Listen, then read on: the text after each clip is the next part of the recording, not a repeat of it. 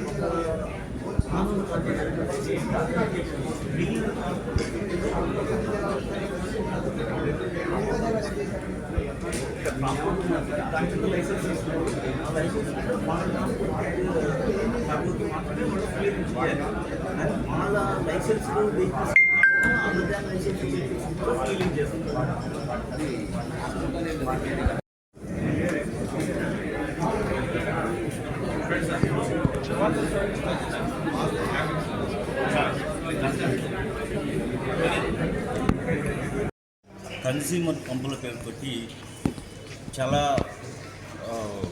మా ట్రేడ్ని అంటే మేమందరం అసోసియేషన్ నుంచి డీలర్స్ని పెట్రోలియం డీలర్స్ అసోసియేషన్ నుంచి వచ్చాము.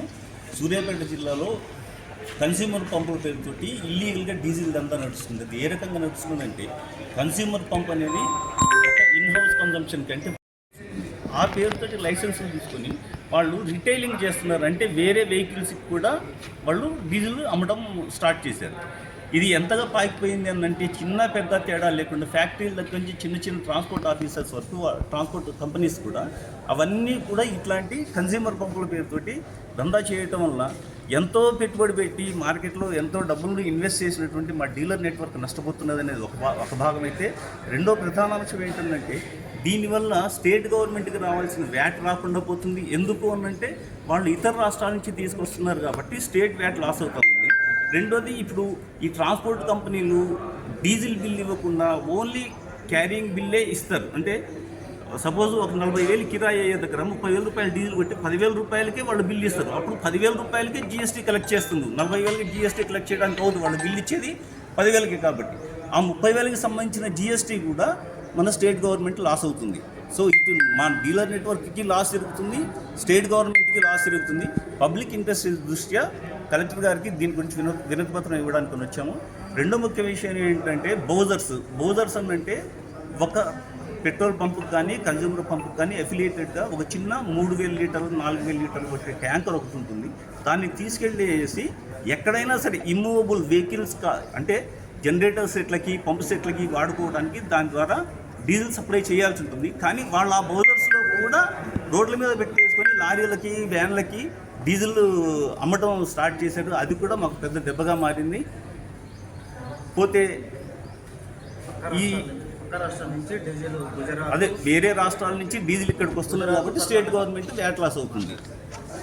నేను ఈ కన్జ్యూమర్ పంపులకు డీజిల్ సప్లై అనేది కర్ణాటక, దాని తర్వాత గుజరాత్, అక్కడి నుంచి వచ్చి 15 నుంచి 18 రూపాయల వేరియేషన్ ఉంది మాకు. వాళ్ళకి పర్ లీటరు 15 నుంచి 18 రూపాయల వేరియేషన్ తోటి ఈ కన్జ్యూమర్ పంపు అనేటోళ్ళు ఏం చేస్తారంటే వాళ్ళు తెచ్చుకొని వాళ్ళకి ఏంటంటే నాన్ మూవింగ్ వెహికల్స్కు సంబంధించే వాళ్ళకి పర్మిషన్ ఉంటుంది.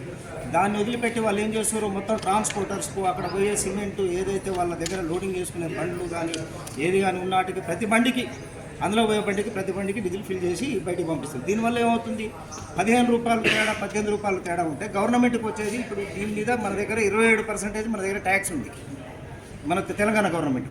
అక్కడి నుంచి తెచ్చుకునేది ఏంటో అక్కడ కర్ణాటక గవర్నమెంట్కు 18% ట్యాక్స్ కట్టి ఇక్కడికి వచ్చి మన దగ్గర ట్యాక్స్ వితౌట్ ట్యాక్స్ తోటి వాళ్ళు ఈ బిజినెస్ చేస్తారు. దీన్ని అరికట్టడానికి కరెక్ట్గా కన్జ్యూమర్ లైసెన్స్ అంటే కరెక్ట్ రేటింగ్ బీఫామ్లో వాళ్ళు ఏదైతే వెహికల్స్ దిగిస్తారో ట్రాన్స్పోర్ట్ నుంచి మాకు ఒక 100 వెహికల్స్ ఉన్నాయంటే ఆ 100 వెహికల్స్ నెంబర్స్ ఆర్సీలు మొత్తం సబ్మిట్ చేస్తారు. సబ్మిట్ చేసి బీఫామ్ తీసుకుంటారు. ఆ వెహికల్స్ మాత్రమే కన్జ్యూమర్ పంప్ నుంచి వీళ్ళు సర్వీస్ చేయాలి. అలా కాకుండా వీళ్ళు ఇల్లీగల్గా జీరోలో అదర్ వెహికల్స్ కూడా తీసుకొచ్చుకొని బిజినెస్ చేస్తున్నారు.